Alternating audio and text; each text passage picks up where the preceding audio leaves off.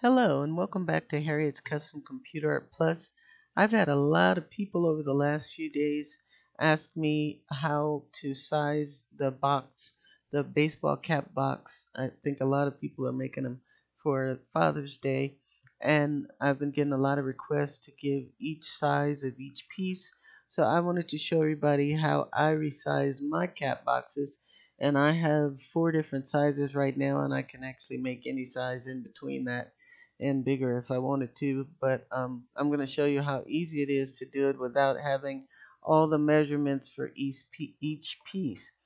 All you do is once you have all the pieces on the board, on the canvas, and you can see these are all the pieces, I'm just going to left click at one corner, the top corner, and the top left corner, and go all the way to the bottom right corner. Now that I have all of them chosen, I'm going to go here to the top. If I'm on a desktop, if you're on an iPad, it's at the bottom right. But since we're on the desktop, you're going to click on a line here at the top. You're going to go down to center. It's going to pull all the pieces under the largest piece or inside of the largest piece.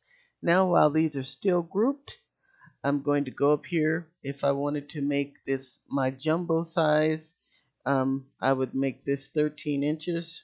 That's how big my jumbo box is.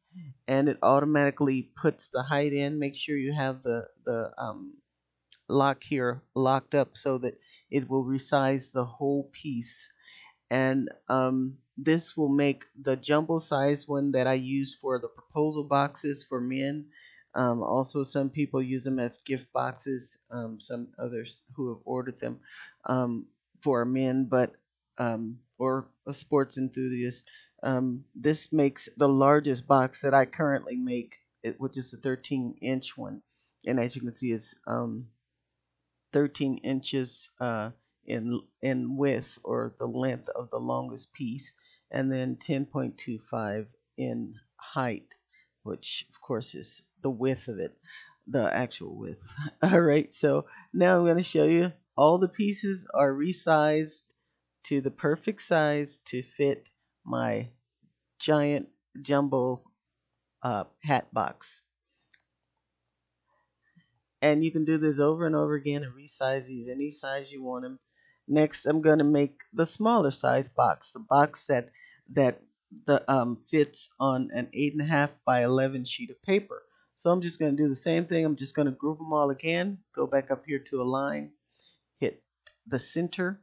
It's going to put them all in center again. And now I'm going to change this, since I have my longest measurement going this way, which is the width. I'm going to change that to, instead of 11 inches, I'll change it to, because it's a quarter inch on each side, that it doesn't print or cut on when you're using an 8.5 and 11 sheet of paper. So I just take 0.5 off of that to compensate for the quarter edge around the entire 8.5 by 11 sheet of paper. And so that brings this, instead of being 11 across, it ends up being 10.5. So I'm going to make this 10.5.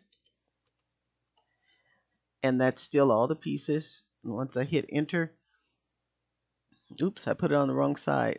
Ignore what I just did. I'm going to do that again. So I have all the pieces together, and I want my width to be 10.5 inches, because this is if you're going to make it on an 11.5, I'm sorry, 11 by 8.5. I'm sleepy, you guys. It's like 1:28 in the morning, and I'm working on cap boxes, so I have cap box craziness going on. But anyway, um, so I set my width to 10.5, and it made my height, or the actual width, if you're looking at the three-dimensional hat, the width of the hat would be 8.5, or 8.28, a little over 8.25 inches. And so this would make the size that would fit on 8.5 by 11 sheets of paper. So this would be the next size down.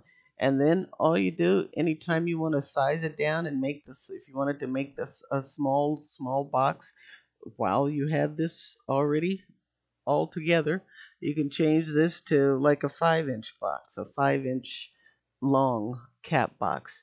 And once again, you size everything at the same time. You don't have to go in and put a different measurement for each piece.